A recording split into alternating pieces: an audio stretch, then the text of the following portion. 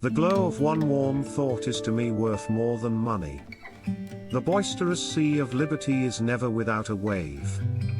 I tremble for my country when I reflect that God is just, that his justice cannot sleep forever. In matters of style, swim with the current, in matters of principle, stand like a rock. I like the dreams of the future better than the history of the past.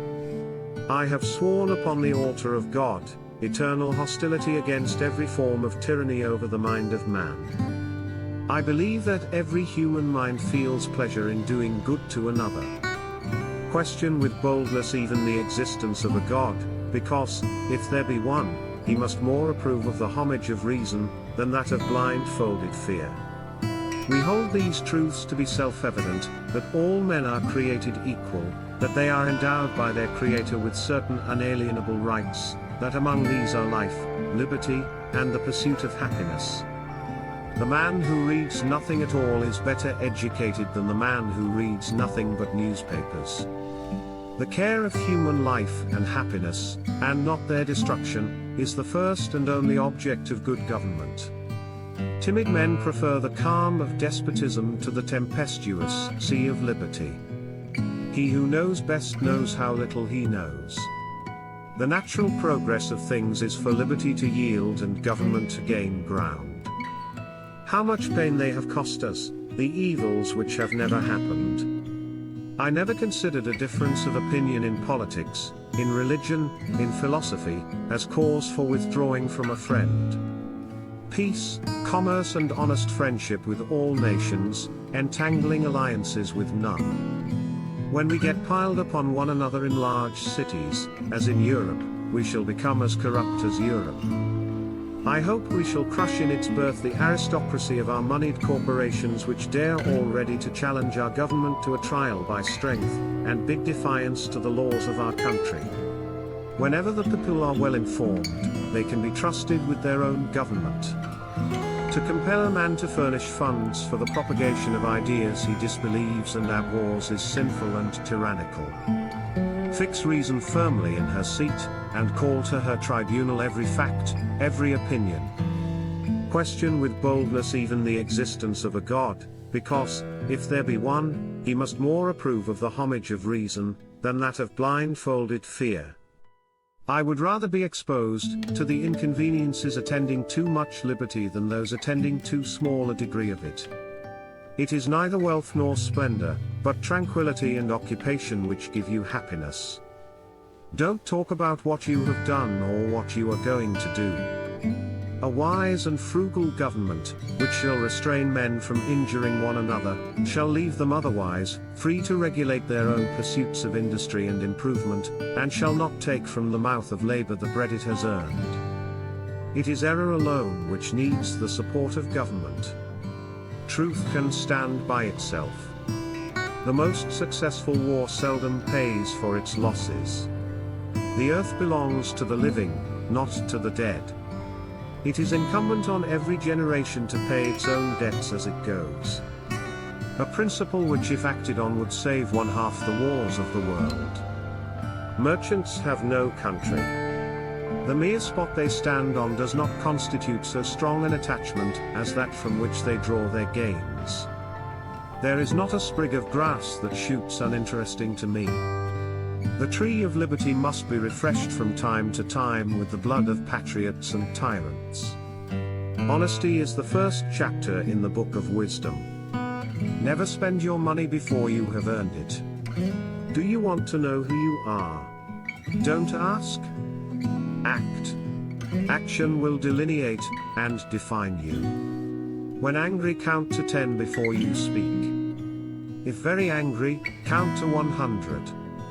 No occupation is so delightful to me as the culture of the earth, and no culture comparable to that of the garden. Nothing can stop the man with the right mental attitude from achieving his goal, nothing on earth can help the man with the wrong mental attitude. Whenever you do a thing, act as if all the world were watching. Rightful liberty is unobstructed action according to our will within limits drawn around us by the equal rights of others. I do not add within the limits of the law, because law is often but the tyrant's will, and always so when it violates the rights of the individual. Walking is the best possible exercise. Habituate yourself to walk very far. Nothing gives one person so much advantage over another as to remain always cool and unruffled under all circumstances.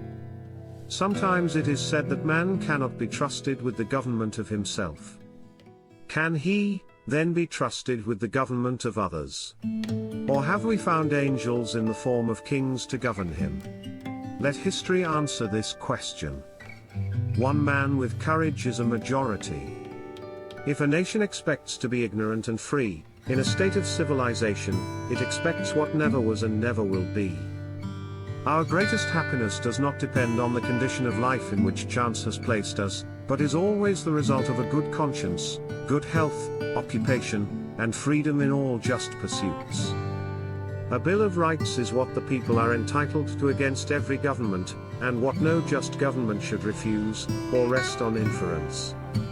He who knows nothing is closer to the truth than he whose mind is filled with falsehoods and errors. Educate and inform the whole mass of the people. They are the only sure reliance for the preservation of our liberty. Determine never to be idle. No person will have occasion to complain of the want of time who never loses any. It is wonderful how much may be done if we are always doing. I sincerely believe that banking establishments are more dangerous than standing armies. Money, not morality, is the principal commerce of civilized nations. Experience hath shown that even under the best forms of government those entrusted with power have, in time, and by slow operations, perverted it into tyranny. Commerce with all nations, alliance with none, should be our motto. Do not bite at the bait of pleasure, till you know there is no hook beneath it. We never repent of having eaten too little. But friendship is precious, not only in the shade, but in the sunshine of life, and thanks to a benevolent arrangement the greater part of life is sunshine. All, too, will bear in mind this sacred principle, that though the will of the majority is in all cases to prevail, that will to be rightful must be reasonable, that the minority possess their equal rights, which equal law must protect, and to violate would be oppression. I cannot live without books. Peace and friendship with all mankind is our wisest policy, and I wish we may be permitted to pursue it. I was bold in the pursuit of knowledge, never fearing to follow truth and reason to whatever results they led, and bearding every authority which stood in their way. Leave all the afternoon for exercise and recreation, which are as necessary as reading. I will rather say more necessary, because health is worth more than learning. Mankind are more disposed to suffer, while evils are sufferable, than to right themselves by abolishing the forms to which they are accustomed. There is not a truth existing which I fear, or would wish unknown to the whole world.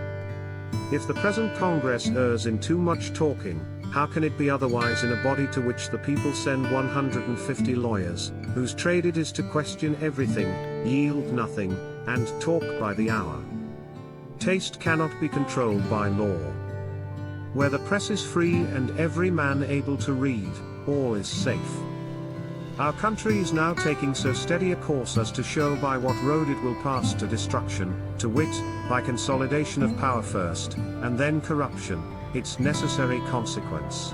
I do not take a single newspaper, nor read one a month, and I feel myself infinitely the happier for it.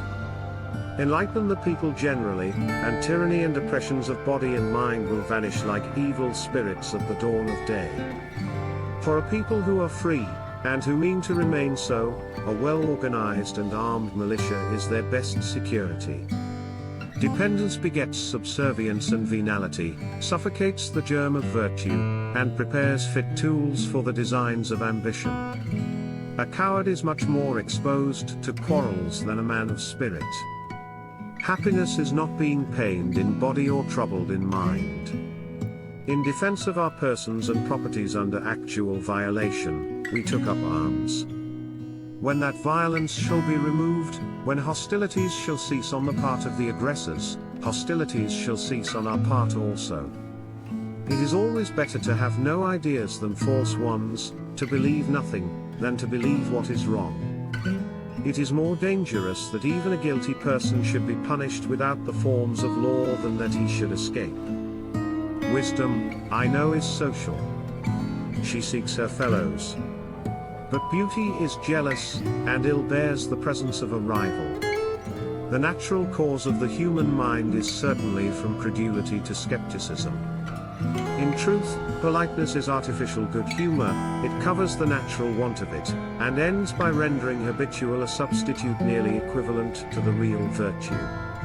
Experience demands that man is the only animal which devours his own kind, for I can apply no milder term to the general prey of the rich on the poor. We may consider each generation as a distinct nation, with a right, by the will of its majority, to bind themselves, but none to bind the succeeding generation, more than the inhabitants of another country. Whenever a man has cast a longing eye on offices, a rottenness begins in his conduct. I know of no safe depository of the ultimate powers of the society but the people themselves, and if we think them not enlightened enough to exercise their control with a wholesome discretion, the remedy is not to take it from them but to inform their discretion. I own that I am not a friend to a very energetic government. It is always oppressive. I am an Epicurean. I consider the genuine, not the imputed, doctrines of Epicurus as containing everything rational in moral philosophy which Greek and Roman leave to us. Every government degenerate, when trusted to the rulers of the people alone. The people themselves are its only safe depositories. Advertisements contain the only truths to be relied on in a newspaper. It behooves every man who values liberty of conscience for himself, to resist invasions of it in the case of others, or their case may, by change of circumstances, become his own. I have no ambition to govern men, it is a painful and thankless office. Friendship is but another name for an alliance with the follies and the misfortunes of others. Our own share of miseries is sufficient, why enter then as volunteers into those of another? The constitutions of most of our states assert that all power is inherent in the people, that it is their right and duty to be at all times armed. My theory has always been, that if we are to dream, the flatteries of hope are as cheap, and pleasanter, than the gloom of despair. Were it left to me to decide whether we should have a government without newspapers, or newspapers without a government, I should not hesitate a moment to prefer the latter. No freeman shall be debarred the use of arms.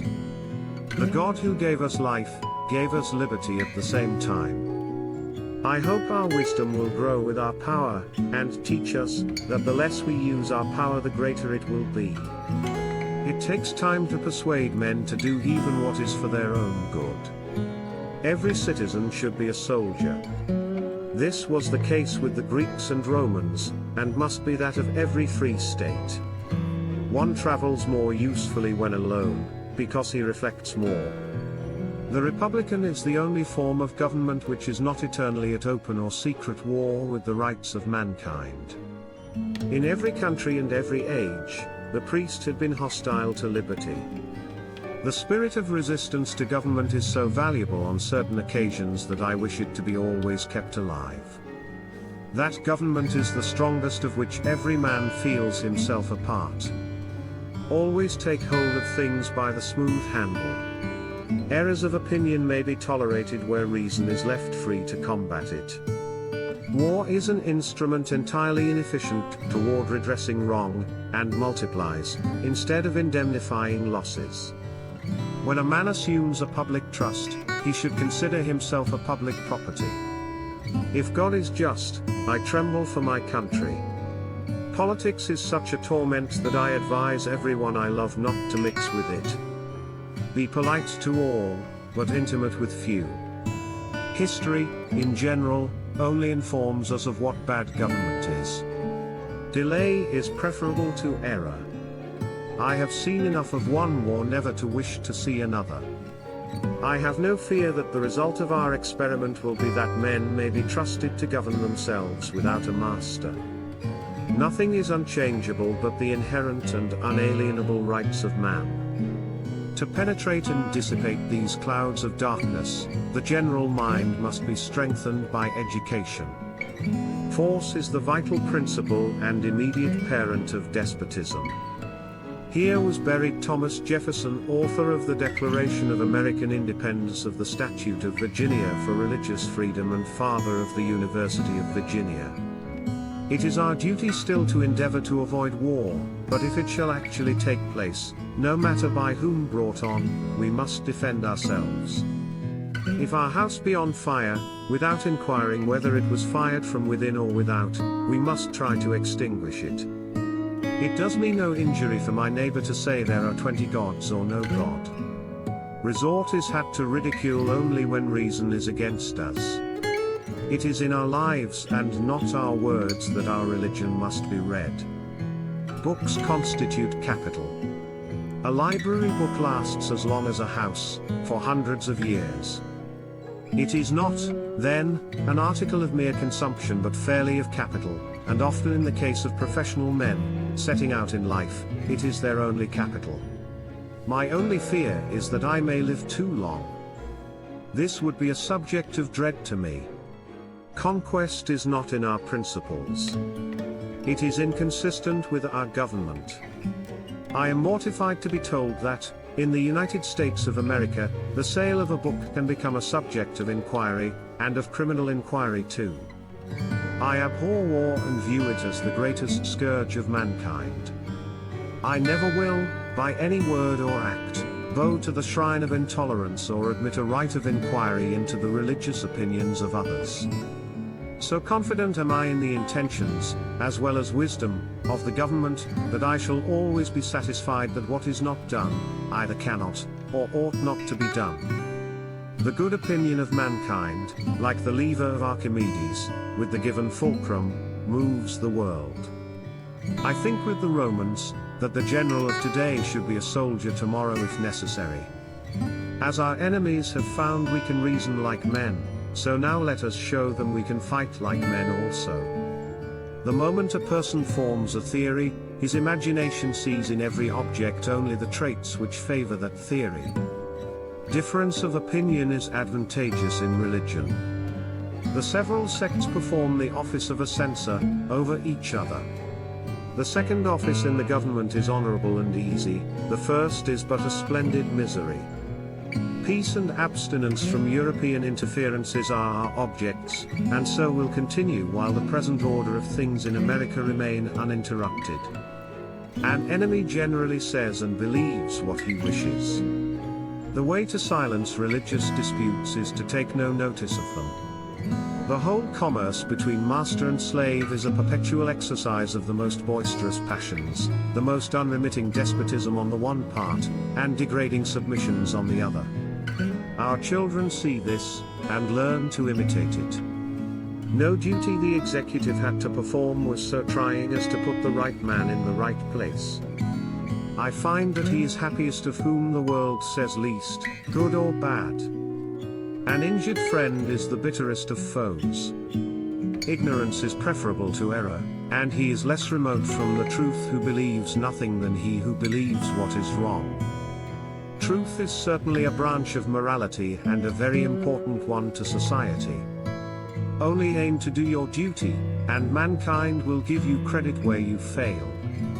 No government ought to be without censors, and where the press is free no one ever will. None but an armed nation can dispense with a standing army. To keep ours armed and disciplined is therefore at all times important. Leave no authority existing not responsible to the people.